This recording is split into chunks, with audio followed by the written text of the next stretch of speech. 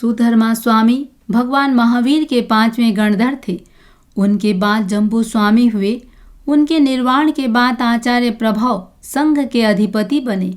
एक बार उनके मन में यह चिंता हुई कि मेरे पीछे आचार्य कौन होगा। उन्होंने अपने साधु संघ को देखा। इस गुरुतर भार को वहन करने वाला यहाँ कोई नजर नहीं आया। चिंतन चालू रहा। आखिर उन्होंने देखा कि राजगृह में स्वयंभव ब्राह्मण उनका उत्तराधिकारी बनने योग्य है।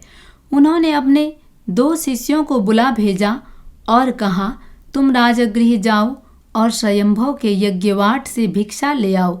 यदि वह भिक्षा न दे तो यह कहकर लौट आना कि खेद है, तत्व नहीं जाना जा रहा है। दोनों शिष्य वहां गए। भिक्षा न देने पर उन्होंने कहा, यह दुख की बात है कि तत्व नहीं जाना जा रहा है। यज्ञवाट के दरवाजे पर बैठे स्वयंभव ने सुना। उसने सोचा, ये साधु उपशांत हैं, तपस्वी हैं, ये झूठ नहीं बोलते। क्या मैं अभी तक तत्व नहीं जान पाया? उसे शंका हुई। वह अपने अध्यापक के पास आया और उनसे पूछा, तत्व क्या है? अध्यापक ने कहा, वेद ही तत्व है। स्वयंभव को यह नहीं जचा। उसने अपनी तलवार बाहर निकालते हुए कहा, यदि मुझे आप सही सही तत्व नहीं बताएंगे तो मैं आपका सिर काट डालूंगा। अध्यापक कुछ डरा।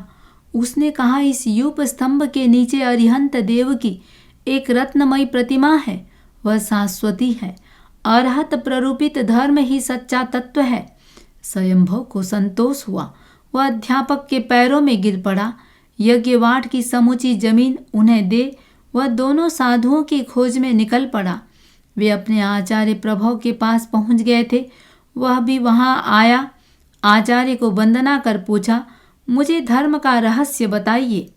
आचार्य प्रभव ने उसे पहचाना और साधु धर्म का मर्म समझाया। स्वयंभव प्रव्रजित हुए। 14 पूर्वधर बने। जब इन्होंने दीक्षा ली तब उनकी स्त्री गर्भवती थी। कौटुंबिक लोग कहते, यह अपनी तरुण स्त्री को छोड़ साधु बना है, यह अपुत्र है। उसकी स्त्री से पूछते, क्या तू गर्भवती है? वह कहती, मना, थोड़ा आभास होता है। यथा समय उसने एक पुत्र को जन्म दिया। 12 दिन पूर्ण होने पर उसका नाम संस्कार हुआ। गर्भावस्था में लोगों के पूछने पर वह कहती, मनाक, थोड़ा आभास होता है, इसलिए उसका नाम मनक रखा। मनक 8 वर्ष का हो चुका था। एक बार उसने अपनी माँ से पूछा, माँ, मेरे पिता कौन हैं? उसने कहा, तेरे पिता प्रव्रजित हो गए। वह अपने पिता की खोज में घर से निकला। उन दिनों आचार्य स्वयंभव स्वामी चंपापुरी में विराज रहे थे। मनाक वहां पहुंचा। वह गांव के बाहर ठहरा। आचार्य शौचार्थ बाहर जा रहे थे। मनक ने उन्हें देख वंदना की। बालक को देखते आचार्य के मन में प्रेम उमड़ आया। बालक का मन भी प्रेम से गदगद हो गया। आचार्य ने पूछा, तुम कहाँ से आए हो? मनक, राजगृह से। आचार्य, किसके पुत्र या पौत्र हो? यहाँ क्यों आए हो? मनक, मेरे पिता का नाम स्वयंभव है। उन्होंने दीक्षा ले ली। मैं उनसे मिलने आया हूँ। मैं दीक्षा लेना चाहता हूँ। क्या आप उन्हें जानते हैं? आचार्य, हाँ, मैं उन्हें भली भांति जानता हूँ। वे मेरे से अभिन्न हैं। तुम मेरे पास दीक्षा ले लो। मनक, हाँ, मैं ऐसा ही करूँगा। मुनि अपने स्थान पर आए, कुछ सोचा और उसे दीक्षित कर दिया।